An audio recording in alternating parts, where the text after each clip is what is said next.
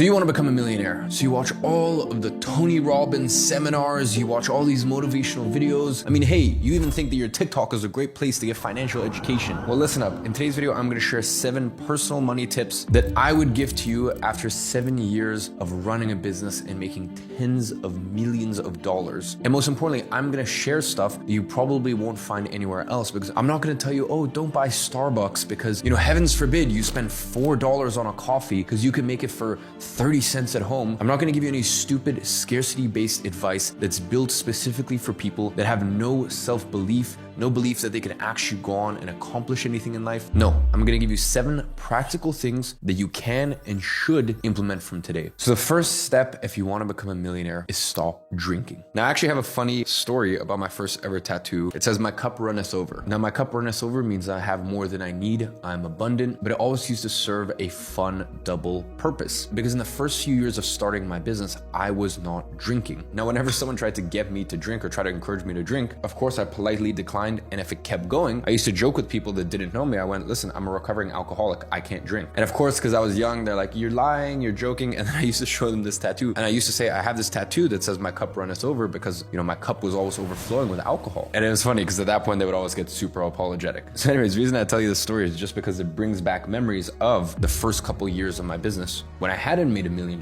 yet. I hadn't made $1 million after tax. I wasn't a millionaire. And in that time, I did not drink for 2 reasons. First of all, think about how much money you have wasted, how much money you have spent on useless drinks at the bar, shots. So not only from a financial perspective, and I told you earlier in this video, I think it is absolutely ridiculous that people are so dumb to think, oh, you know how I'm gonna become a millionaire? I'm gonna save on my $4 coffee. It's honestly some of the stupidest shit I've ever heard, and I guarantee you any really high-level successful person will never give you advice like that. Whereas for alcohol, I would say don't spend money on it if you are trying to become the person that you want to become. Because listen, that's $4 compared to $40, $80, $150. Let's say you're having a fun night. You buy 5 cocktails for yourself. $15 a pop, great, $75. Let's say you cover it for your friend. You get a little drunk, you get a little woozy, and you're like, you know what? I'll get this one. Great, you've just wasted $150 on alcohol. And don't forget, you would have had to earn something closer to, depends on where you live, $200 to $250 in order to actually make that money, because the rest goes to tax. So not only have you spent all of this money on alcohol, you have then woken up with less capacity to think clearly and less capacity to actually make money and make your way to that millionaire status. Now, ladies and gentlemen, me at the stage that I'm at, I have a long track record in business. I have the most incredible team. Between all of my companies, I have over 150 employees. So luckily, if I want to have a drink here and there, it doesn't really change my life and it doesn't really affect things. When you get to a certain position in life, that doesn't mean that you should ever slow down. You still need to put your foot on the gas. But what it does mean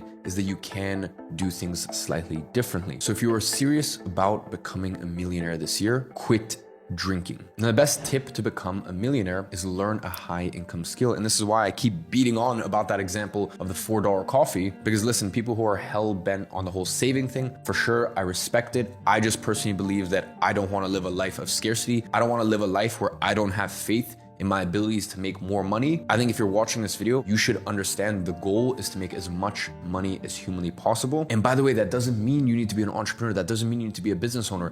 If you join the right organization, not some old corporation, some stale company that's 50 years old and all they care about is just doing things in a safe, predictable way. I mean, if you join a real good company, for example, there's people in my company who make hundreds of thousands of dollars, almost nearly $1 million a year, because they provide even far more value than that to the company. And the way that you do that is by learning a high income skill. So whether that be sales, whether that be copywriting, whether that be content creation, whether that be, and this sounds really funny, but I can tell you, as I said, having 150 plus employees, and there's one specific person that comes to mind. If you are a wizard at Google Sheets and you can put together very good analytics tracking, that is a high income skill. And that's something that is very valuable to most companies. So if you're a little confused on which high income skill is the best in this day and age, and which business model is the best one to start this year, well, then I'm going to leave a link in the description to my most popular YouTube video. I break down the 8 or 9 best business models and try to use an equation and math to come to a conclusion of which one makes the most sense for you to start. I use a formula and an equation to get to the bottom of which business model makes the most sense for you to start this year. So I'll go ahead and leave that link in the description. Check it out once you finish this video. But I feel like I made my point very clear, which is no matter what you do, whether you're an entrepreneur, a solopreneur, you own multiple big businesses with lots of of employees like me,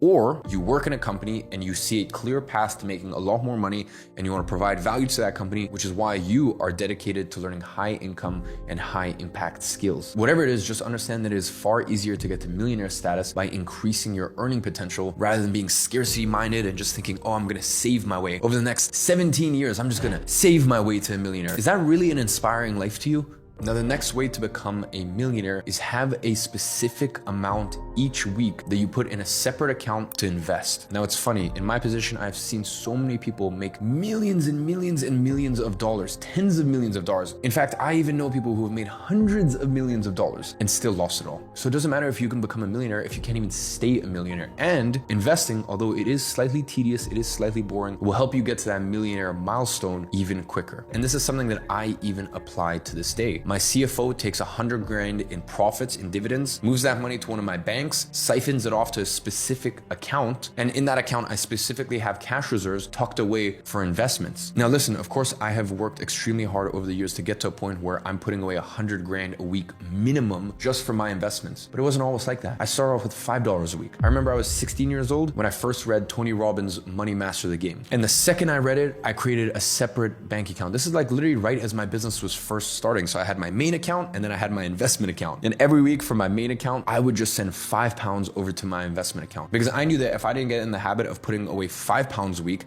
I would never get in the habit of, years and decades later, putting away hundreds of thousands of dollars a week into investments. So it's just about getting the habit down. Listen, in the same way, if you want to run a marathon, you're not going to lace up and run 42 kilometers. No, you're going to start off light. You're going to start off easy. And eventually your capacity will grow. In the same way your capacity to run grows, so too does your capacity to earn income and then go ahead and invest that. Now, the next money tip for you to become a millionaire is to have coffee in affluent places. Go and have a coffee in an expensive hotel or a very fancy cafe in a super nice area. Because listen, your Starbucks is gonna cost $4 and it's not gonna be very inspiring, that's for sure. Whereas you might go to a super expensive hotel. For example, here in Dubai, where I'm based, or in London, where I used to live, there's all of these nice hotels. You don't need to stay at the hotels. You don't need to spend $2,000 a night on a room. You simply go to the lobby and you have a coffee. And the coffee might cost you $8 or $10 compared to $4, but you're gonna look around, you're gonna see money around you. You're gonna see what do wealthy people really wear. Not Gucci and Balenciaga and all this and that. I mean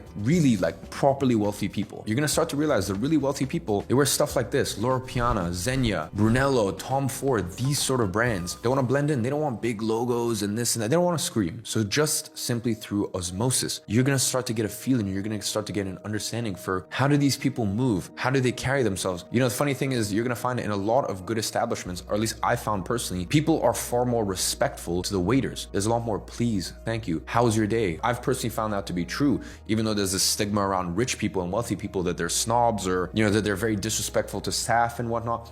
I've personally never found that. I've personally found the better the establishment, the more polite people are, the more thank you, you're welcome. A very interesting thing, here in Dubai or London or New York, you might go to some very nice cigar lounges. And as I said, you can go to a cigar lounge and you can sit there and you can literally just order a coffee. You don't need to smoke a cigar. And listen in, it's very interesting. Even just hear how wealthy people order. They order in a different way. There's a conviction. They have a different tonality in the way that they order. They even have a different pace. The pacing of what they're saying is different than if you just go to some regular, normal establishment. Now, the next money tip for you to become a millionaire is pay off your credit card bills as soon as humanly possible. You need to understand that credit card debt is one of the ways that they enslave you. It is one of the ways that they get you stuck in a perpetual loop. You need to understand that if you get into credit card debt, soon enough, you're going to be spending more money on the interest and the debt than the actual amount that you owe. So before you listen to any of these other tips, before you go and spend $8 on a coffee because, you're gonna have the experience of opulence and wealth around you and all this stuff, if you have credit card debt, clear that. That should be your number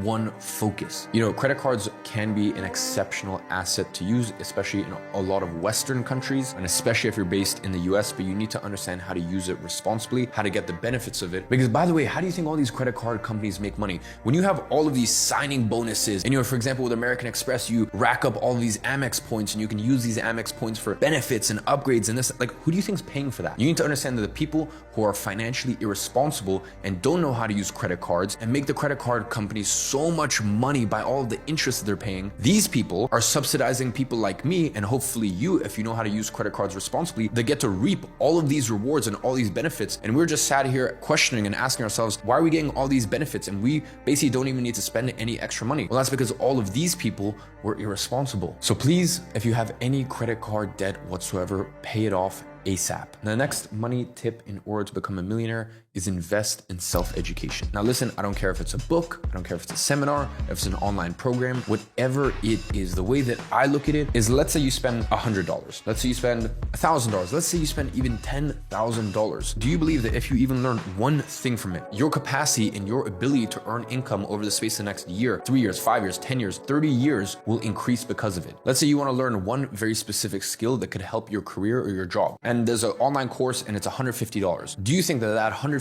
let's break it up over the space of the next 1 year. Do you think that that $13 or whatever it is monthly for the space of the next year would help you make more than $13 a month or increase your chances of getting a 5%, 10%, 30% pay increase, once again, if you're at the right company? Do you think that that little $150 course that, by the way, you saved money on because you didn't go out drinking that month, you committed that you're going to become a person of value, you're going to become a person who can earn more money because they bring more value to the market, whether that be through a business, solopreneur, through a career, whatever it is you choose? Sit there and ask yourself, do you back yourself? Because I believe when it comes to investing in yourself and investing in education, the simple fact of the matter is, do you believe that you are the sort of person that could get this information and make more money from it? I believe that the decision to invest in your education has far more to do with, do you believe in yourself than do you believe in the product, the program, the book, the event, the seminar, whatever it is. I think investing in self-education really comes down to you versus you. Do you back yourself? Do you believe in yourself? Now, the last and final tip to become a millionaire is increase the percentages that you invest. So listen, if you are getting by paycheck to paycheck, I don't want you to invest 50% of everything you make, but as time goes on, I want you to increase the percentage of your income that you invest. I believe that especially in your early 20s, you should be investing 70% of everything you make. As you get into your mid 20s, I believe 60%. As you get into your late 20s, 50% of everything you make. Because listen, I believe in enjoying life, but I also believe in being responsible and setting yourself up for the future. That's been my philosophy. I don't want to be one of these people that has made egregious amounts of money and lost it all, but I also don't want to be one of these penny pinchers that makes all of this money and still lives like frugal. And I personally just find it very off-putting. You know, these people that think so small, you know, I have to hoard all this money, I can't spend any of it, how could I? Right? So you don't want to be either of these people. So once you get to a position where, let's say you're making $5,000 a month, $6,000 a month, $10,000 a month, maybe $20,000, $30,000 a month. I know these might sound like crazy numbers to you right now, but just mentally put that to the side. All right. I'm not saying you need to make it today, but I know this might seem scary to you. I know it might seem impossible, but just mentally park those sort of numbers. Just understand that if you get to that point where you're earning this sort of income, once you start earning it, I want you to increase the percentage of your income that you're investing, because the true financial goal is to eventually get to a place where you are living fully off of your dividends. You're living fully off your investment. And no matter what, if you stop making money tomorrow, you will always be fine. So ladies and gentlemen, there are 7 money tips to become a millionaire. Please implement every single one of these ASAP and understand this is going to be a process that's not going to happen overnight. But while saying that, there's no such thing as get rich quick. There's simply get rich quicker. So focus on increasing the velocity in which money comes to you, as well as the velocity in which you invest money in order to multiply it. But also understand that this is a process, this is a journey. So just take the first step. And on that note, I'm going to be watching, I'm going to be rooting for you, and I'll see you in the next video.